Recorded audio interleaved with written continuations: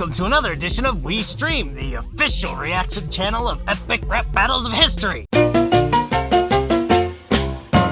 Today we're checking out Henry Ford versus Karl Marx. A brand new ERB, finally, so it's something I can actually react to instead of just reviewing. Now, going into this, I have a few expectations for what this battle probably will be. Mainly, it seems like we're setting up for communism versus capitalism. And in that, my prediction for this battle is that Karl Marx will probably get a big dramatic send-off to make it feel like he won the battle. Let me tell you, that's not exactly a grand prediction. That's about as insightful as predicting there will be a dick joke in this battle, which I predict there will also be a dick joke in this battle. Ugly future Skeem here. You'll see me again later in this video, so stay tuned to find out why. I'm just here to tell you that I recorded this reaction like right when the video came out. I've just been editing it for a few days. I know some people be like, oh, you just watched the video or read the comments before. It's not that, man. It's just something ERB has done a lot. I think of Frederick Douglass versus Thomas Jefferson, Bruce Jenner versus Bruce Banner. It's a thing that they do. Anyway, enjoy the video. See you in a bit. So let's get into it. Henry Ford. Mr. Motor City needs some medicine red. My lines are a production. Your lines are red. Well, we're just Jag Nabbit microphone. We're just going right into it. He says the red thing because communism, so definitely communism. Factory lines or whatever versus bread lines, because, you know, communism and bread lines, that's the thing. The times that countries tried that, it didn't go super well. If you didn't know, we're definitely starting right into communism versus capitalism here. Disassembling timepieces is how I got my start now. Watch me tear your ideology apart. Okay, so I did my homework on these characters before this battle, as I like to do, you know, brush up. I obviously already knew who Henry Ford and Karl Marx were, but, you know, I like to give myself a refresher before I jump into this, a little Wikipedia and more, if you will. So Henry Ford did get his start in, like, taking apart and reassembling watches. That was his gateway drug into being interested in building things. So he's making an interesting little play here where he says, I'll take you apart and then, you know, watch how I tear your argument apart. It's kind of cool, little doubly entendre doodle there. Disassembling timepieces is how I got my start now. Watch me tear your ideology apart. You scream, unite the workers, free the class slaves. Lose your chains, trade them in for mass graves. Okay, well, hello. I was wondering where he was going with that. So yes, Karl Marx says free the workers and all that stuff that communism likes to do. Communism, aka socialism in most ways. Karl Marx is kind of like the founding grounds for socialism and communism, and for him he used those terms interchangeably. And the difference between communism and socialism is very nuanced, but that they're born from the same branch, and at the end of the day they have the same sets of issues and problems to them. Don't let people who don't know what they're talking about convince you otherwise. In any case, hold. Scream, unite the workers, free the class slaves. Lose your chains, trade them in for mass graves. So he's saying, you know, hey, yeah, sure. You won't be slaves to capitalism anymore. You'll just be dead. There's historical precedent for that, which I think is what he's about to get into. Wow, appalling amounts of body bag. When a world leader likes you, that's a red flag. There you go. Get it? Stalin and Mao, Russia and China at the time. And we're talking tens of millions of people dead because of starvation and mass execution from communism. When a country likes your ideology, that's a red flag. You get it? It's a red flag, but Russia and China also have red flags. Clever, Sheldon Cooper approved flag bars. I produce with my two hands. You're a destitute tramp. Scheming to trade bootstraps in for food stamps. Okay. Well, this is a long verse, so this is going into my theory of the last verse being a long Karl Marx mic drop moment, because when ERB does this, what it'll be is Ford has a really long verse, then they have short verses from each of them in the middle, and then Marx ends it on a long verse. So I'm thinking that the start of video predictions very much going to be true here. Anyway, I forgot what I was going to talk about with the bar, because he's just still going. Wow, appalling amounts of body bag. When a world leader likes you, that's a red flag. I produce with my two hands. You're a destitute tramp. Scheming to trade bootstraps in for food stamps. Okay, so, I don't think I was paying attention again. But the bootstraps, pick you up on by your own bootstraps, capitalism talk. He's saying, well, you're taking your bootstraps instead of picking yourself up with your bootstraps, you're pawning them and selling them for food stamps because you're fucking poor and hungry. What was the thing before that again? Produce with my two hands, you're a destitute train. Okay, yeah. Henry Ford produces stuff for people to buy, and Karl Marx was just a philosopher. He didn't do anything, you know? He just talked about stuff. Ironically enough, if they don't bring this up. Listen, both capitalism and communism, like full free market capitalism and communism, neither of those ideologies work at all. And we'll wait till the battle presents a reason for us to talk about that in more detail. Scheming to trade bootstraps in for food stamps. Any person tried to seize my private property will catch a toll grants to his private parts properly. There's kind of a dick joke. We're getting there. Prussia, that's where Marx is from. He say, if you try to infringe on my private property, which is something communists like to do, no one owns anything, sort of a mindset. He's like, yeah, you do that, and I'm going to take a wrench and beat you in the nuts. All right? Who takes advice from a broke slob? It's laughable. I wouldn't wipe my tailpipe with your Das Capital. Das Kapital is one of the things from Marx that he wrote. Double for, tailpipe on a car, because Ford is the car guy, and wiping his ass with your bullshit. You get it. If you'd saved a penny for his daughter you named Jenny, you might not have needed to bury quite so men. Who's that? For some reason, this is something that I came across in my study. Karl Marx, all of his kids were Jenny, and a bunch of them died. He liked the name Jenny. I think his wife was named Jenny, too. I don't. Penny for your thoughts, Marx. This first verse by Ford, let's talk about it. It's kind of a haymaker to start. There's no really coming back from accusing your ideology of killing tens of millions of people. You don't come back from that. And so I think the rest of the battle, we're going to have to sit on cruise control until Karl Marx will probably get his haymaker opportunity at the end. Because right now, Ford has Karl Marx dead to rights. Death toll. Communism's embarrasses capitalism in that. Even if you count all of the deaths from every war that you try to blame capitalism on starting, communism takes a big old W in just being an efficient way to kill off populations. Fascism is a close second, and then you get everybody else. So it's just a hard verse to recover from if you're Karl Marx, but let's see what he does. And there's plenty of stuff to get onto Henry Ford for, and I'm hoping we get into that, because Henry Ford was a real piece of work himself. If you'd saved a penny for his daughter you named Jenny, you might not have needed to bury quite so men. Who's that proud young Nogalian, heavy drinking card carrying, future thinking legal letter ink proletariat? All right, so he's starting with the flex. I guess if you could call it that. Got the writing a letter to Lincoln line. He was like, good job fighting against slavery. Like, congratulations, Karl Marx. Like, you weren't exactly revolutionary for that take. In fact, throughout like all of America's history, over half of the country didn't support slavery out the gate. He was on the right side of history there, though. And I don't know why he's saying it's a flex that he was an alcoholic, because he was. I guess that's a flex now. I was an alcoholic, damn it. All right, congratulations. It's Karl Marx. Prepare to be rhinestone. I'm dropping you like Hitler dropped your name in Mein Kampf. There we go. Now we're getting into some stuff. I think that Henry Ford was the only American listed by name in Mein Kampf. Hitler was a big fan of Henry Ford because Henry Ford hated Jews. I mean, there you go. They had some common ground. Like I said, Henry Ford, not a good dude. My codes didn't cause mass grave.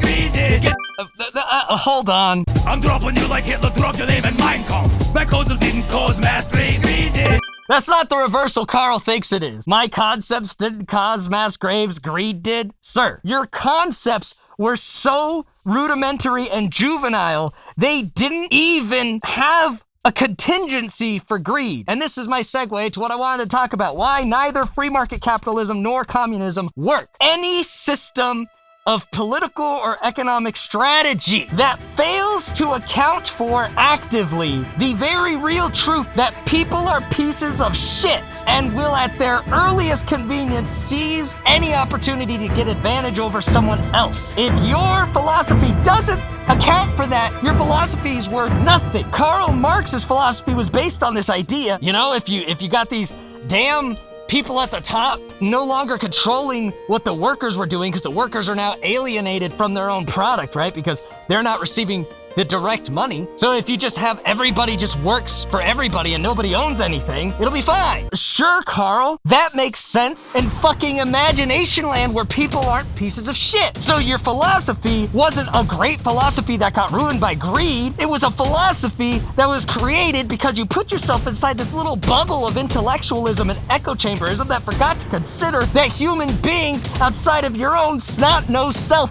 exist, and your fucking ideology for the world is so idealistic that it's completely asinine. Free market capitalism, likewise, has no checks and balances built in. In true free market capitalism, you have nothing to stop from monopolies. You're not allowed to have unions. It is just whoever is the greediest and most powerful wins. It's basically like fascism junior. Free market capitalism and communism are both so juvenile, elementary, short-sighted, and have so little understanding of human nature that they're both fucking laughable. So Karl and fucking Ford lose. Ford just took advantage of capitalism, so he's just an asshole. Karl Marx is a fucking idiot. So you have asshole versus moron in this battle. I'm here for it. Anyway, that rebuttal was one of the weakest in ERB history. Karl Marx should feel bad about it. He's still in the big L category right now. You get that from books, but you didn't read shit.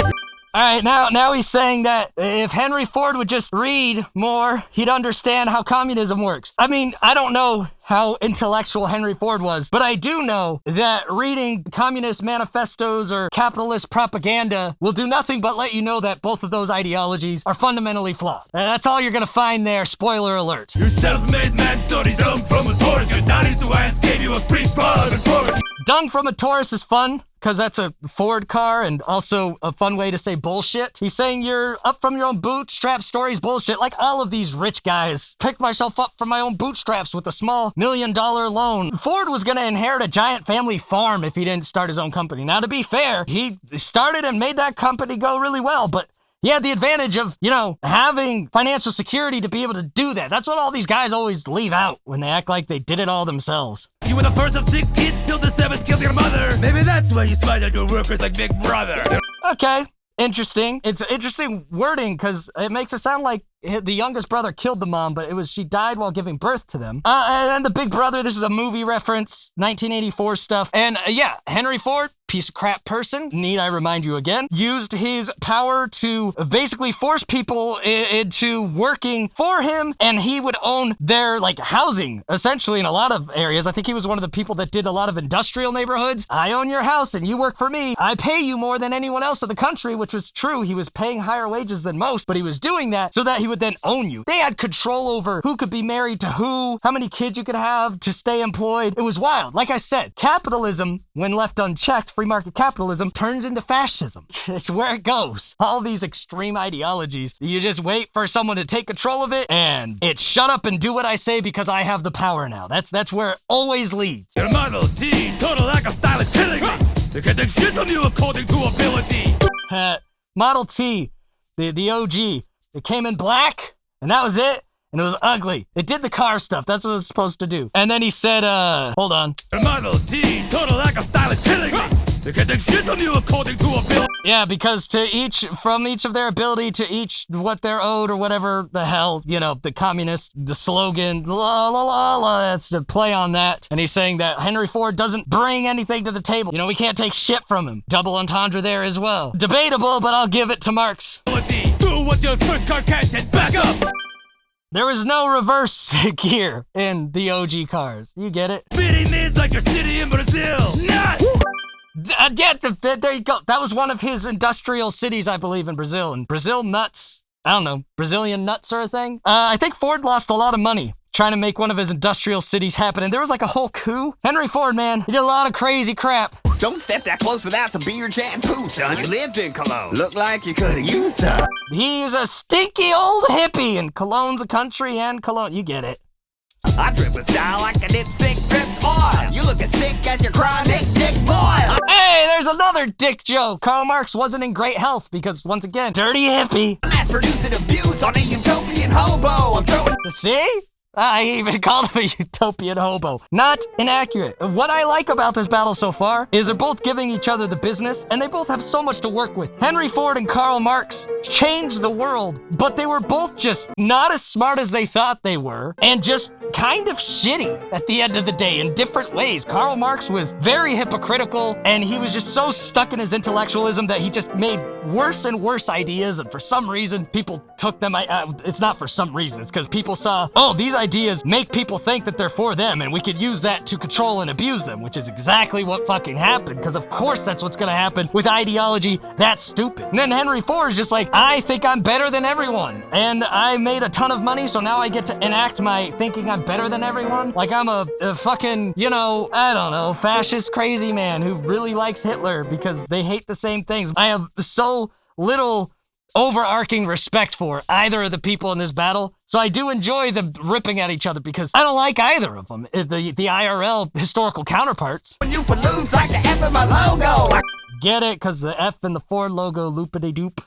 Caveman work, you brought nothing but harm. Take your bourgeois pig shit back to Animal Farm. That's a decent thing. I mean, he did give people work and money and prosperity, and a lot of what Henry Ford set up was used for good by people that weren't pieces of shit like Henry Ford. But at the end of the day, you did something that had positive impact. Whereas Karl Marx, it's really hard to say that anything that socialism and communism based on Marx's philosophies have done anything good for the world ever. So it's like, what did you do, bro? What did you actually do that, aside from give crazy evil dictators a way to kill tens of millions of people and claim the moral high ground while doing it? Because that's what happened. Your factory conditions were bleak, cramping machines, cranking out 4 severed fingers a week. Yep, all true. Again, Henry Ford, man, wild for the dollar. You controlled what employees could think, drink, and eat. And when they marched for better wages, shot them dead in the street. Not quite, but close enough. There was some heated protests and wild stuff, but I think it was the cops that shot the people dead. You know, it wasn't Henry Ford. Maybe some of his, like, own personnel or security, I don't know. But, you know, probably don't shoot protesters. A good rule of thumb, I would say. In truth, what you produced were alienated working men who would clock into Detroit and lose themselves like Eminem. Well, there you go. We talked about the alienated philosophy earlier, where you're so removed from the product of what you're creating and the profit of what you're creating. It's just a psychological the loop of being just a cog in the bigger system, and it's not a good thing, okay? It's a dark part of capitalism that does not, there's a lot of dark in capitalism. It's one of the things that just doesn't work. You're just pointing that out, and then the lose yourself like Eminem, because lose yourself, you know the song, Detroit, you know Eminem, he's from Detroit, you get it. And now your Great Lakes State ain't exactly a great sight. You were west of Michigan and Flint's water bite. No, that one we're not gonna give you, Carl. Henry Ford was great for Michigan. Michigan didn't fall off because of Henry Ford. Michigan fell off because the laws changed. And then demand for vehicles changed. And this is all after Henry Ford's long gone, because we're talking about the 60s, 70s, 80s. And Henry Ford's legacy at that point is just in brand only. Ironically enough, the thing that killed Detroit was a lot more liberal and democratic ideologies kind of becoming more commonplace in Michigan, which meant there was a lot more regulation in every industry, insurance and otherwise. If you look at auto insurance in Michigan, it's a nightmare. A lot of insurance companies won't even sell auto insurance in Michigan because of how socialist the practices are for payouts. It makes it impossible to be profitable. It's a mess. Economic depression over and over again. And even the Flint, Michigan water situation failed to be acted on by Democratic leadership. And it's not Democrats and Republicans are good or bad because they both fucking suck, but it's just an ironic stretch for Karl Marx to blame the ideologies of Henry Ford on Michigan's collapse. Ironic bar from Karl Marx here. Not a good one. We're not giving that one the pass. You griped about oppression, don't leave me impressed. You're not hot, Carl, that's just shit on your chest. So apparently the camera turned off for like 5 minutes, so I'm gonna stand in visually for old wee Skeem. You griped about oppression, A hot Carl is a dump on the chest or something, I don't know. Anyway, moving on. For a man to state less, you got an awful lot to say. I pay you $5 a day to go away. What? Alright, so stateless because Karl Marx didn't really have a country that he stayed in, and I think he got like exiled from everywhere because his ideas were dangerous and dumb. Just what it is, okay? Unapologetically, communism's a stupid fucking idea when practically applied. Don't try to call it anything else. But let's go back to something else. For a man to state less, you got an awful lot to say. I pay you $5. I have $5 a day. That was like double the regular wage for like blue collar workers at the time. Ford, if you were willing to deal with him being absolutely insane, he made everyone else around him a lot more wealthy than anyone else could at the end of the day. There was a method to his madness, but there was too much madness for the method to be sustainable. $1 a day to go away. Buddy Engels bankrolled you with this textile bill. guess the capitalists are cool when they're paying your bills. I was talking about that earlier. The fucking fact that everything he did was funded by people who were capitalistic in what they did. Okay. You're a hypocrite, a nitwit, his love with substance issues. Step off your soapbox, take the soap with you. There you go. So I mentioned the hypocrite thing before. And then you say, get off your soapbox. You don't have moral high ground and take the soap with you because you're a stinky hippie. No lies were told. This should be when Karl Marx gets his extended verse, like the first long verse from Ford. But I don't know what the fuck he could say in this verse. He's got to go personal. He's got to go real personal at how much of a piece of shit Henry Ford is, because philosophically, he's losing this battle. You can't make a good argument that capitalism is worse than communism. There's just not a good argument. They're both bad. But communism is objectively worse in what it's done through human history since it's been used. So if Karl Marx is going to have any chance at redeeming himself in this battle, which he is currently losing, he has to make it personal. So let's hope for that. Look, dummy, shedding money is the communist vision. Engels' bank was the crank that got the revolution spinning. That's not a good enough reversal, all right? Just because you're saying it's a means to an end doesn't make you less hypocritical. Get personal. Come on, Karl, get personal. We gave everything to see the common people advance. And it didn't work because you were a fucking moron. Get personal. You're not winning the political argument here. You're not even close. You're nowhere near winning this argument politically. Get at him personally. He's a piece of shit. Go for the jugular. I'm so down for the cause, I even pawned my own pants. Yeah, you're a hippie. Of course you sold your pants so you could eat because your ideas don't work. Get personal. You grew so out of touch, you sabotaged your only kid. There we go. Come on, Karl. Henry Ford was an absolute asshole to his kid. The worst dad award, sociopathic tendencies to his poor kid that was just trying to do his best and actually move forward into the future instead of being just a mill of corruption, and his dad shit on it every step of the way. It's a stomach cancer showed more love than you did.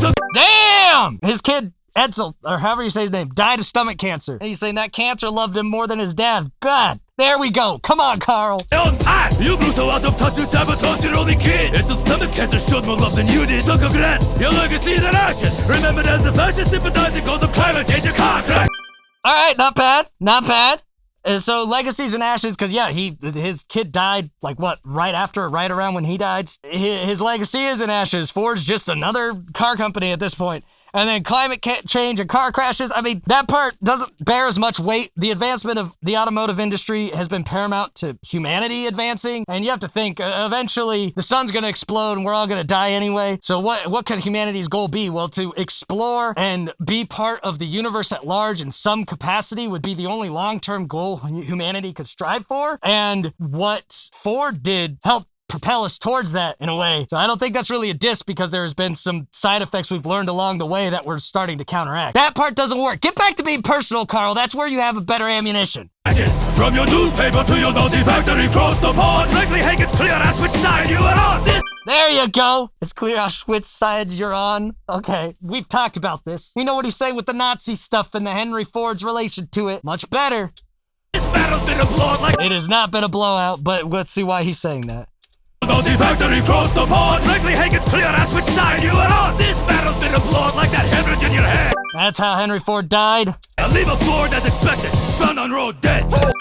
Ford, the old found on road dead acronym for Ford, because Ford cars notoriously break down. Okay. That's what we got. Let's see if we got any teasers at the end here. We got an asteroid headed for Earth. Smack. And okay, we saw a couple battles there. We got Godzilla. All I'm going to say is what's on the screen. I know more than what I'm going to say, but I'm just going to only say what I see on the screen. Well, however much my camera was off for that, I'll pantomime later. You didn't miss much, I'm sure. What is this, Footloose with Tom Cruise or whatever it's called? What is that movie called? Tom Cruise comes sliding in with the socks and underwear.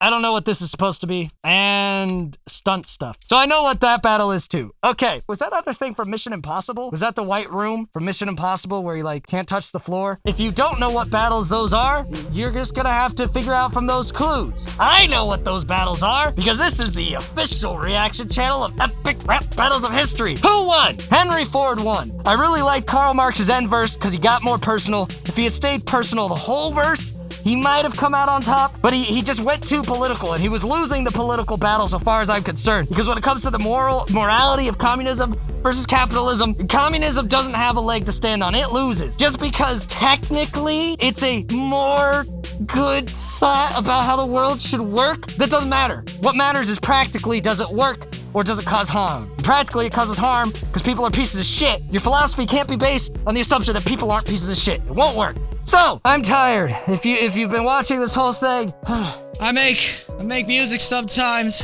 with my friend. It's called After the Tone. Good stuff. You should check it out. That's the plug. Names of people supporting me flying around or whatever. Until next time, ice cream, you skeem, we all skeem for ice cream. Bye! Oh no, fighting bad habits